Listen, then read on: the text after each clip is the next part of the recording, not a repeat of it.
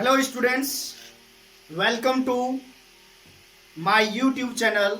और बच्चों, आप सबों का मैथ्स के इस सुनहरे दुनिया में मोस्ट वेलकम है, स्वागत है। और बच्चों, जैसा कि आप लोग जानते हो कि हम लोग फंक्शन पढ़े जा रहे हैं और फंक्शन में काइंड्स ऑफ फंक्शन पढ़ रहे हैं। और आज हम लोग पढ़ेंगे वन फंक्शन चेक करने का तीसरा मेथड यानी केस थर्ड, और वो क्या होगा? Graphical method. चलिए बच्चों, if line parallel to x axis, if line parallel to x axis, that is बच्चों horizontal line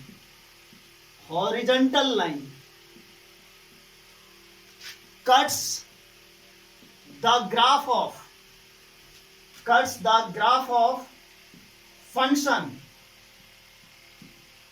y equal to fx at only one point, then function is, then y equal to fx function is 1 otherwise many one, ठीक है। अगर बच्चों हम लोग को graphical method से check करना है कि गिवन फंक्शन 1 है या नहीं है, तो हम क्या करेंगे? सबसे पहला काम फंक्शन का ग्राफ ड्रॉ करेंगे और एक हॉरिजेंटल लाइन ड्रॉ करेंगे, यानी line parallel to x axis, ठीक है बच्चों। अगर वो parallel line to x axis graph को केवल एक पॉइंट पे कट करता है तो फंक्शन 1 हो जाएगा, और अगर एक से ज्यादा पॉइंट पे कट करता है तो फंक्शन मैनी 1 हो जाएगा, ठीक है बच्चों। देखो एक एग्जांपल, जैसे कि अगर हम फंक्शन ले लिए, पहला example y equal to root x.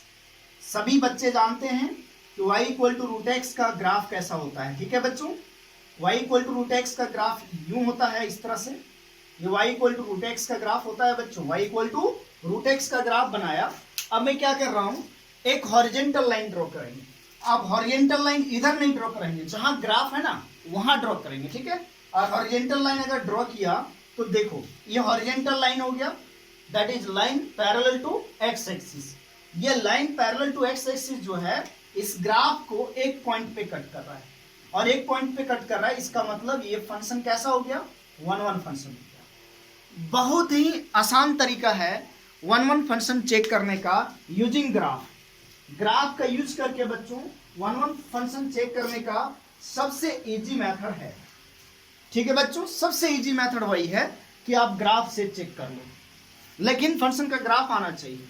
अब मैं दूसरा एग्जांपल ले रहा हूं, सेकेंड एग्जांपल मैं ले रहा हूं बच्चों, ध्यान से देखो। y equal to sine x का, y equal to sine x, ठीक है। y equal to sine x का ग्राफ सभी लोग जानते हैं, आप लोग y equal to sine x का ग्राफ जानते हो, ठीक है। ऑरिजिन है, सभी लोगों को पता है। साइन एक्स का ग्राफ इस तरह से होता है बच्चों, ये ग्राफ होता है साइन एक्स का। ये किसका ग्राफ है बच्चों? साइन एक्स का, ठीक है। इसी तरह इधर भी जाएगा, ये साइन एक्स का ग्राफ है बच्चों। यहाँ 0 होता है, यहाँ पाई होता है, 2 पाई माइनस 2 पाई, इस तरह से।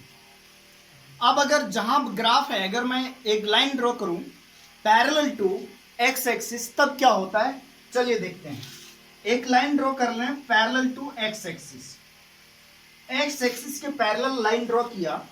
अब हम लोग यहां देख रहे हैं कि ये जो पैरेलल लाइन जो है एक्स एक्सिस के, वो इस ग्राफ को बहुत सारे पॉइंट पे इंटरसेक्ट कर रहा है, यानी कट कर रहा है, और बहुत सारे पॉइंट पे कट कर रहा है। इसका मतलब साइन एक्स जो फंक्शन हुआ पूरे डोमेन में, वो कैसा हुआ?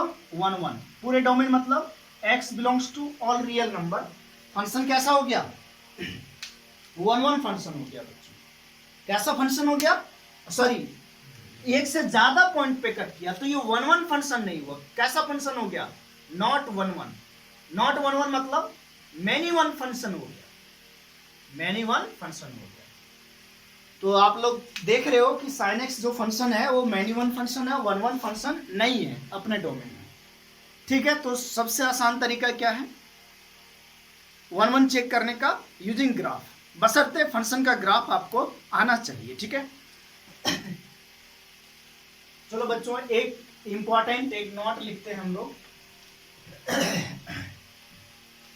एक नोट लिखा जाए बच्चों। देखो बच्चों, जो 1 1 फंक्शन है ना, सॉरी जो मैनी वन फंक्शन है, जो मैनी वन फंक्शन है उसको अपन 1 1 में चेंज कर सकते हैं, लेकिन इसका उल्टा नहीं, 1 1 को मैनी वन में नहीं चेंज कर सकते हैं। मैनी वन फंक्शन को 1 1 फंक्शन में चेंज किया जा सकता है। क्या करेंगे, हम डोमेन को रेस्ट्रिक्ट कर देंगे। डोमेन को अगर रेस्ट्रिक्ट कर दें तो मैनी वन फंक्शन 1 1 फंक्शन में चेंज हो जाएगा। तो आपको नोट में लिखना है, नोट में लिखना है बच्चों, many one function can be many one function can be made 1 1 function can be made 1 1 function by restricting the domain, ठीक है, by restricting the domain of the original function। अगर ओरिजिनल फंक्शन हमारा many one में है, अगर original function many one में है तो उसको हम लोग 1 1 में चेंज कर सकते हैं। क्या करके, जो ओरिजिनल फंक्शन है उसके डोमेन को रेस्ट्रिक्ट करके, कम करके। जैसे इसका एग्जांपल बहुत ही अच्छा है, अभी आप लोगों ने sin x फंक्शन जो है पूरे डोमेन में कैसा फंक्शन है, मैनी वन फंक्शन है बच्चों। कैसा फंक्शन है, मैनी वन फंक्शन है।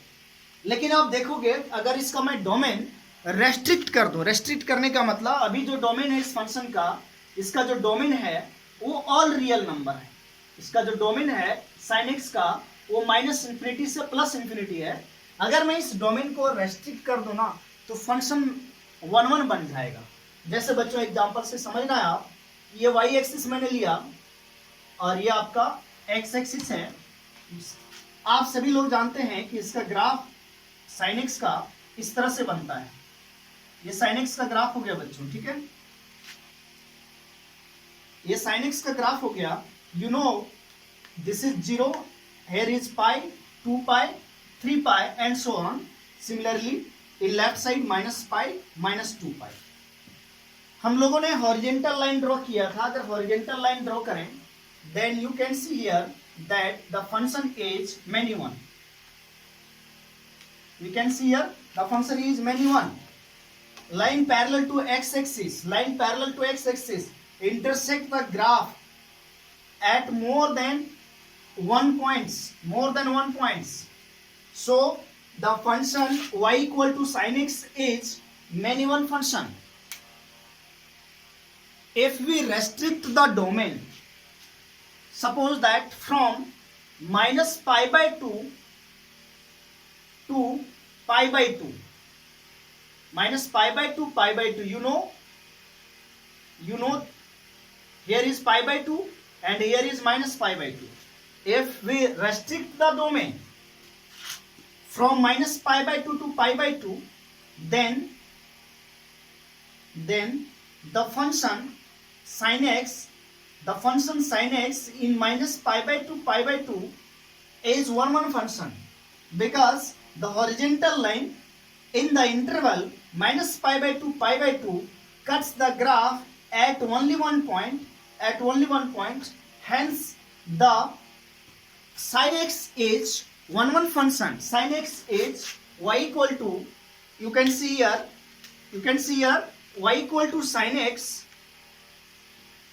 in x belongs to -pi/2 pi/2 is 1 1 function। so from here it is clear that many one function can be made 1 1 function by restricting the domain of the original function। for example sin x, the domain of sin x is from minus infinity to plus infinity, and in this domain the sin x function is many one. Okay, the sin x function is many one, and if we restrict the domain from minus pi by 2 pi by 2, the horizontal line cuts the graph at only one point. Hence, in the domain from minus pi by 2 to plus pi by 2, the sin x function is many one. Okay बच्चों, तो ये चीज आप लोगों को बहुत बढ़िया तरीके से समझ में आ गया होगा। अब बच्चों आगे जो काइंड्स ऑफ फंक्शन है उसमें चलते हैं। ठीक है, वन वन फंक्शन के बारे में मैं बहुत ज्यादा डिस्कस कर दिया, एकदम पूरा क्लियर हो गया होगा, सारी बातें समझा दिया आपको। ठीक है, let's see next function that is which is many one function. As students, the function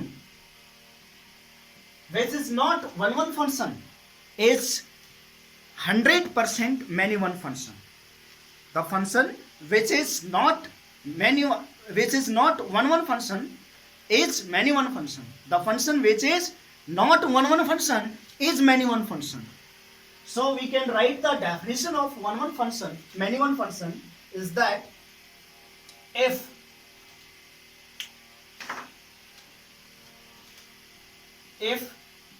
two or if at least two elements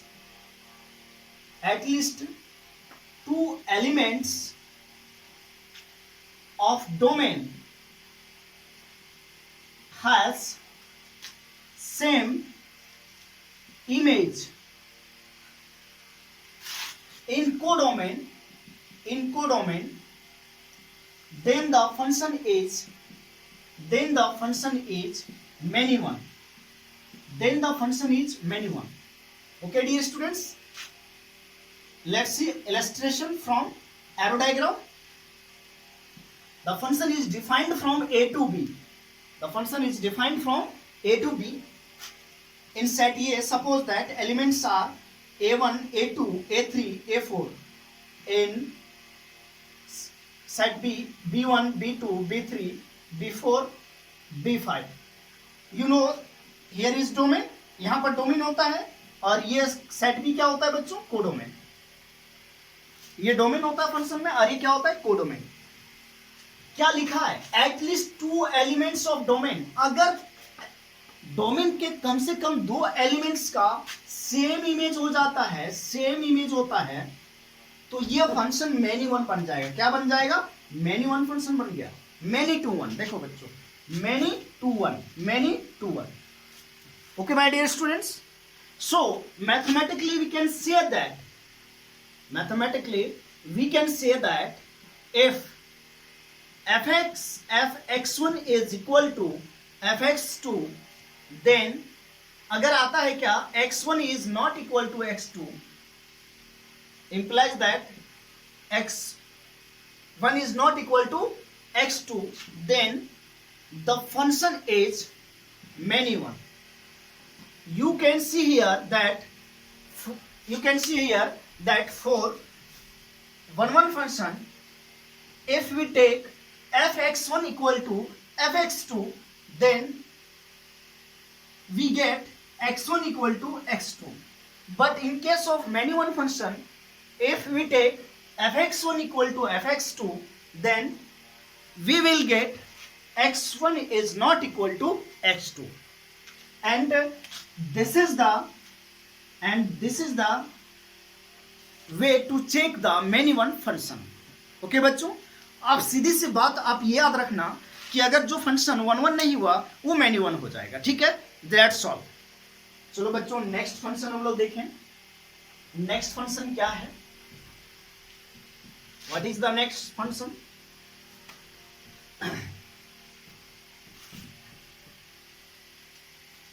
next function है बच्चों onto function. Onto का एक और नाम है सर्जेक्टिव फंक्शन. ऑन टू का एक और नाम है सर्जेक्टिव फंक्शन. हाँ बच्चों, ये ऑन टू फंक्शन क्या होगा, सर्जेक्टिव फंक्शन क्या होगा? Let's see from the arrow diagram at first. Suppose that function is defined from set A to set B. Okay, function is defined from set A to set B. I am making an arrow diagram, I am making an arrow diagram, okay, and let's see.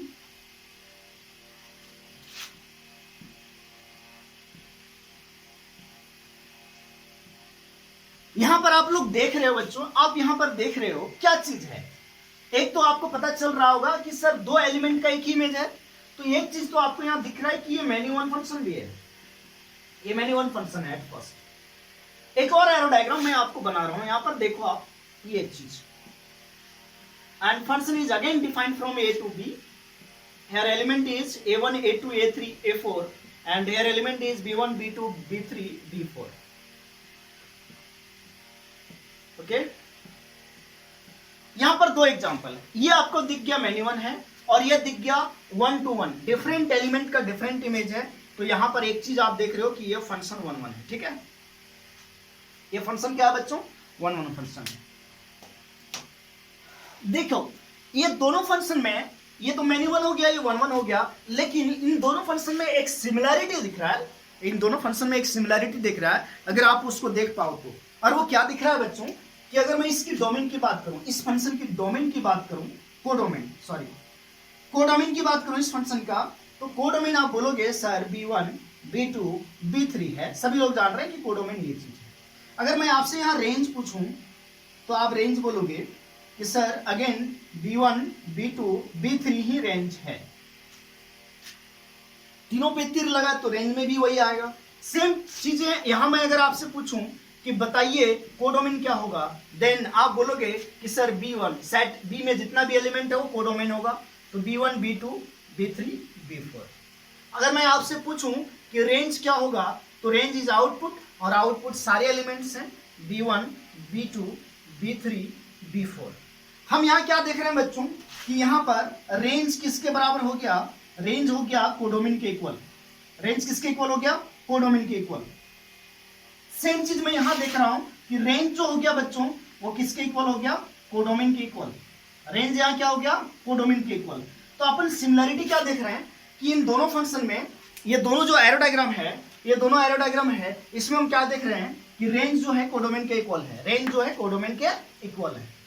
तो बच्चों वैसे function जहां पर range codomain की equal हो जाएगा उस function को ऑन टू फंक्शन बोलते हैं, उस फंक्शन को क्या बोलते हैं, ऑन टू फंक्शन। अगर रेंज कोडोमेन की इक्वल हो गया तो फंक्शन ऑन टू होगा। और क्वेश्चन सॉल्व करने का यही तरीका होगा, वन टू चेक करना है फंक्शन का कि फंक्शन ऑन टू है या नहीं है।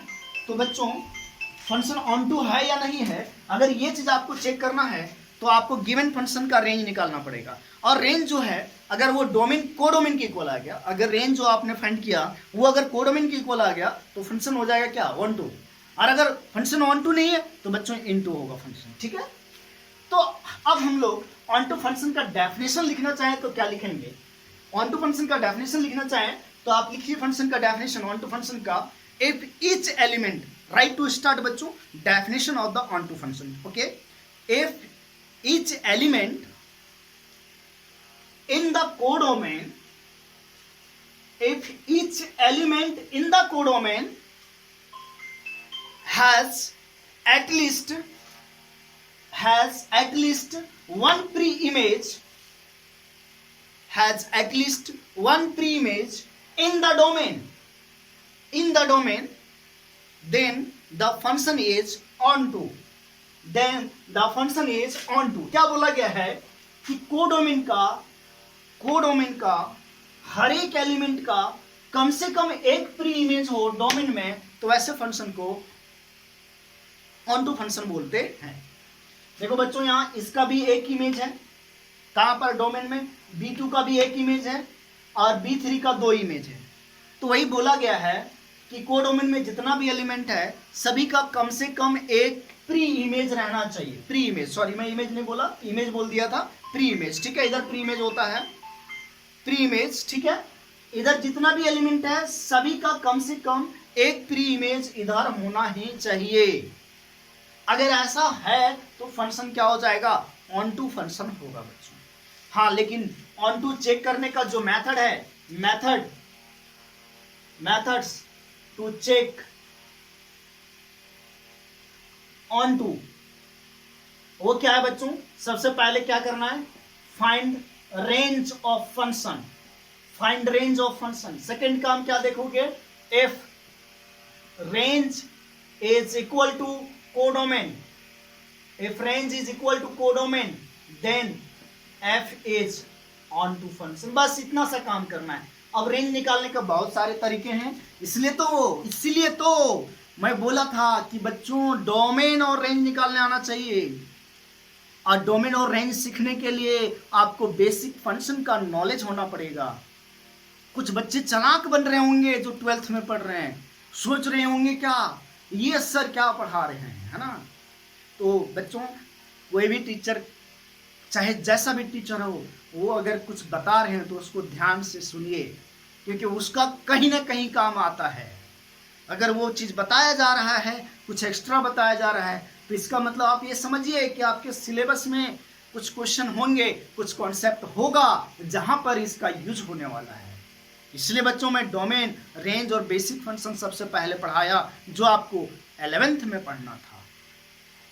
और ये आप देख सकते हो कि ये 12th के बोर्ड के सिलेबस में है काइंड्स ऑफ फंक्शन पढ़ना।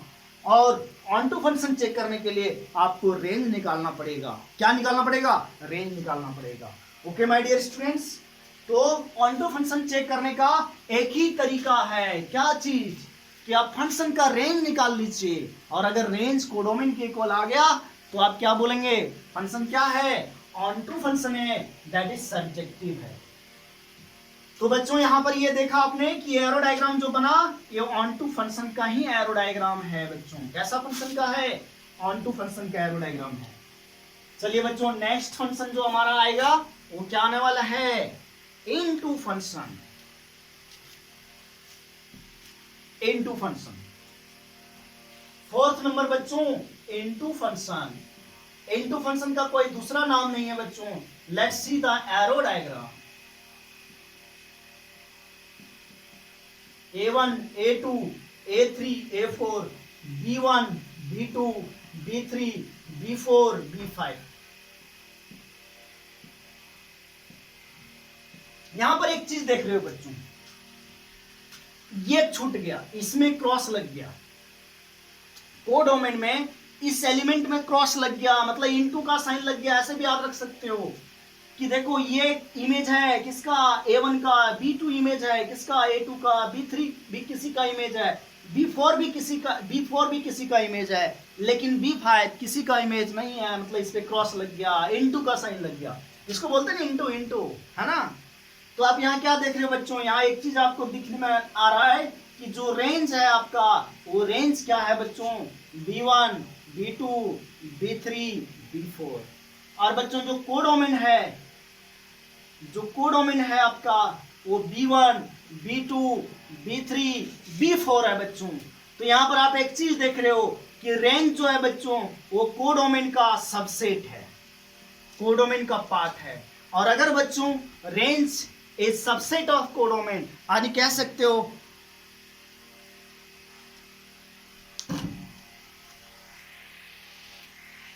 ओके बच्चों, यहां पर अच्छा ये कोडोमेन में B5 छूट गया, कोडोमेन में B5 भी आएगा बच्चों।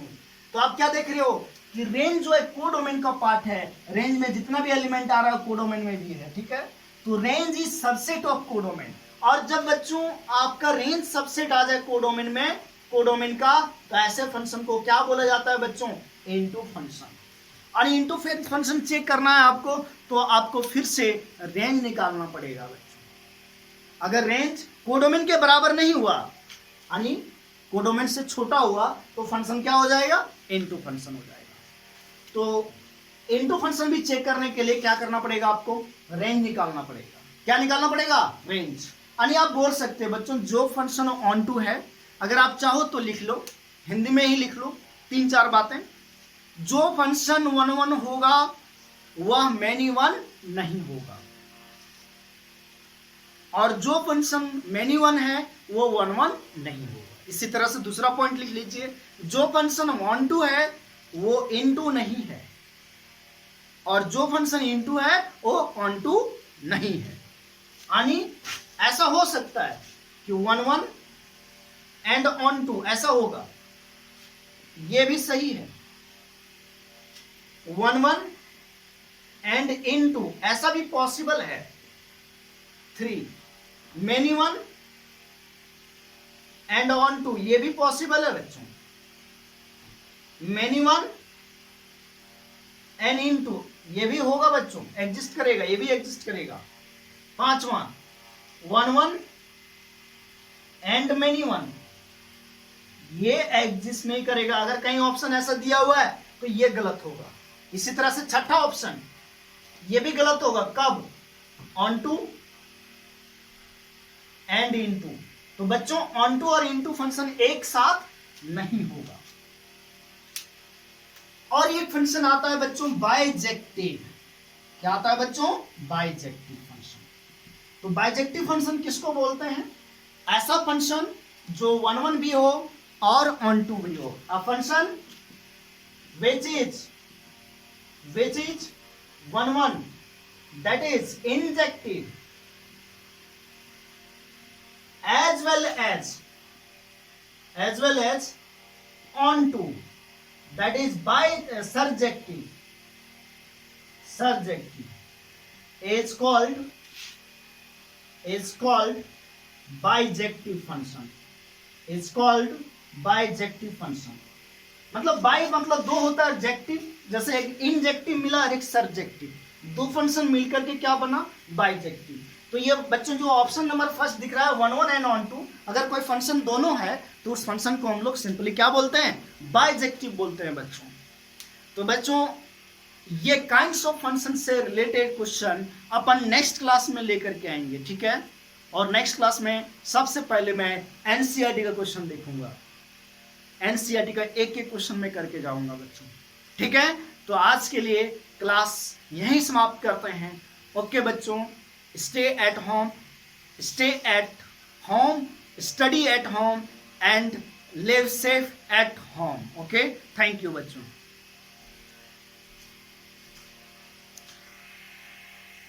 ऐसा दिखने लगा।